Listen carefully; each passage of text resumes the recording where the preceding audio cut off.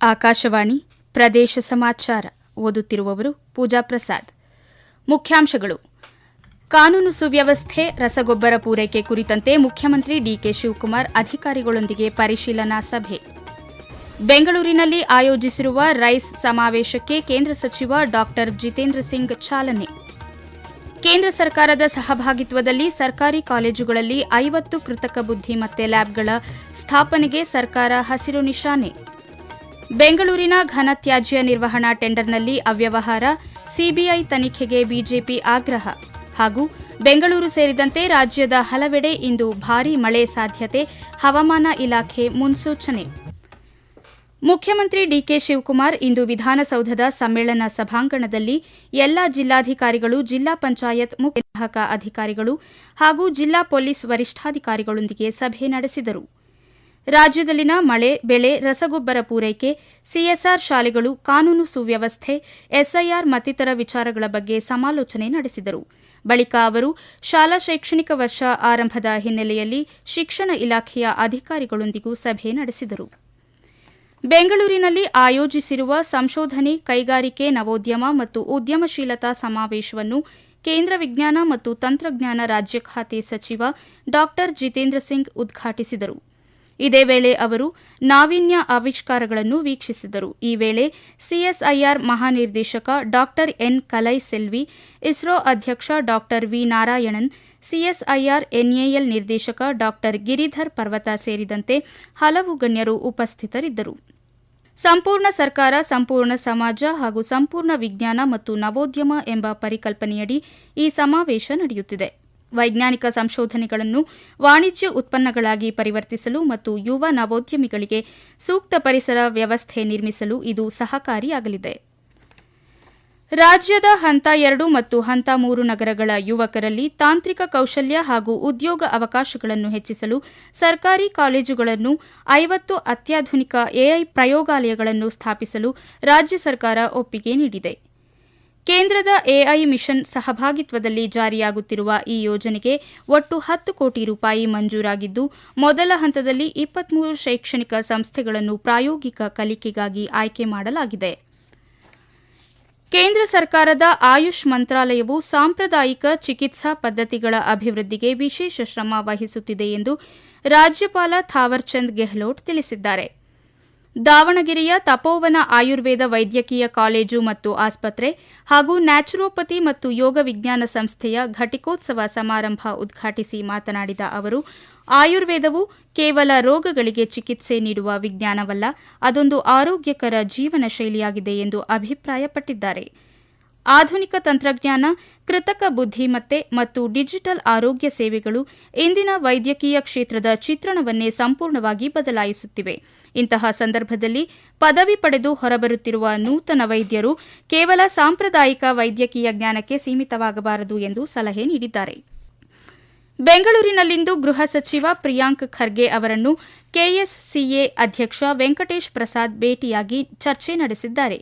ಈ ವೇಳೆ ಬೆಂಗಳೂರಿನಲ್ಲಿ ಮುಂಬರುವ ದಿನಗಳಲ್ಲಿ ನಡೆಯಲಿರುವ ಪಂದ್ಯಾವಳಿಗಳು ಸುಗಮವಾಗಿ ಆಯೋಜಿಸಲು ಅಗತ್ಯವಿರುವ ಭದ್ರತೆಯ ಕುರಿತಂತೆ ಚರ್ಚೆ ನಡೆಸಿದ್ದಾರೆ.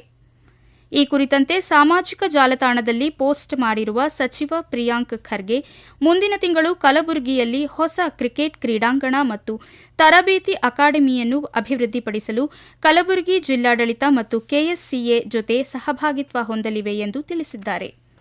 ಪ್ರದೇಶ ಸಮಾಚಾರ ಕೇಳುತ್ತಿದ್ದೀರಿ.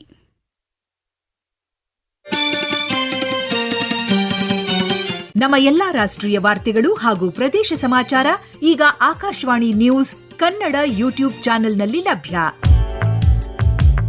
ನಮ್ಮ ಎಕ್ಸ್ ಖಾತೆ ಮತ್ತು ಇನ್ಸ್ಟಾಗ್ರಾಂ ಖಾತೆ ಆಕಾಶವಾಣಿ ನ್ಯೂಸ್ ಕನ್ನಡ.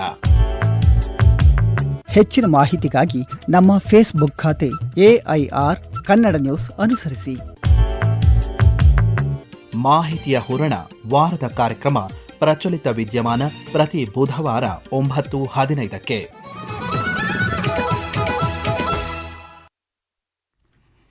ಬೆಂಗಳೂರಿನ ಘನತ್ಯಾಜ್ಯ ನಿರ್ವಹಣಾ ಟೆಂಡರ್ನಲ್ಲಿ ನಡೆದ ಹಗರಣಕ್ಕೆ ಸಂಬಂಧಿಸಿದಂತೆ ಸಿಬಿಐ ತನಿಖೆ ನಡೆಸುವಂತೆ ಬಿಜೆಪಿ ಆಗ್ರಹಿಸಿದೆ. ಪ್ರತಿಪಕ್ಷ ನಾಯಕ ಆರ್ ಅಶೋಕ ಮಾತನಾಡಿ, ಮುಖ್ಯಮಂತ್ರಿ ಡಿಕೆ ಶಿವಕುಮಾರ್ ಈ ಪ್ರಕರಣದ ಸಮಗ್ರ ತನಿಖೆಯಿಂದ ತಪ್ಪಿಸಿಕೊಳ್ಳುತ್ತಿದ್ದಾರೆ ಎಂದು ಆರೋಪಿಸಿದ್ದಾರೆ. ಘನತ್ಯಾಜ್ಯ ವಿಲೇವಾರಿ ಟೆಂಡರ್ ನೆಪದಲ್ಲಿ ದೊಡ್ಡ ಪ್ರಮಾಣದ ಭ್ರಷ್ಟಾಚಾರ ನಡೆದಿದ್ದು ಸ್ವತಂತ್ರ ತನಿಖೆಯಿಂದ ಮಾತ್ರ ಸತ್ಯ ಹೊರಬರಲಿದೆ ಎಂದು ಹೇಳಿದ್ದಾರೆ. ಅವ್ಯವಹಾರ ನಡೆದಿರುವ ಬಗ್ಗೆ ಸರ್ಕಾರ ಸಮಗ್ರ ತನಿಖೆ ನಡೆಸುವಂತೆ ಆರ್ ಅಶೋಕ ಒತ್ತಾಯಿಸಿದ್ದಾರೆ. ಹಾಸನ ಜಿಲ್ಲೆಯ ಸಕಲೇಶಪುರ ತಾಲೂಕಿನಲ್ಲಿ ಶುಕ್ರವಾರ ತಡರಾತ್ರಿವರೆಗೂ ಆರೋಗ್ಯ ಸಚಿವ ಯುಟಿ ಖಾದರ್ ಅಧ್ಯಕ್ಷತೆಯಲ್ಲಿ ಆರೋಗ್ಯ ಇಲಾಖೆಯ ಪ್ರಗತಿ ಪರಿಶೀಲನಾ ಸಭೆ ನಡೆಯಿತು. ಸಚಿವರ ಮುಂದೆ ಅಳಲು ತೋಡಿಕೊಂಡ ದಾದಿಯರು ಕಳೆದ 16 ವರ್ಷಗಳಿಂದ ಕೇವಲ 17,000 ರೂಪಾಯಿ ವೇತನಕ್ಕೆ ಕೆಲಸ ಮಾಡುತ್ತಿದ್ದೇವೆ ಎಂದು ತಿಳಿಸಿದ್ದಾರೆ. ಇದಕ್ಕೆ ಪ್ರತಿಕ್ರಿಯಿಸಿದ ಸಚಿವರು ವೇತನ ಹೆಚ್ಚಳ ಕುರಿತು ಕೇಂದ್ರ ಸರ್ಕಾರದೊಂದಿಗೆ ಚರ್ಚಿಸಲಾಗುವುದು ಎಂದು ತಿಳಿಸಿದ್ದಾರೆ.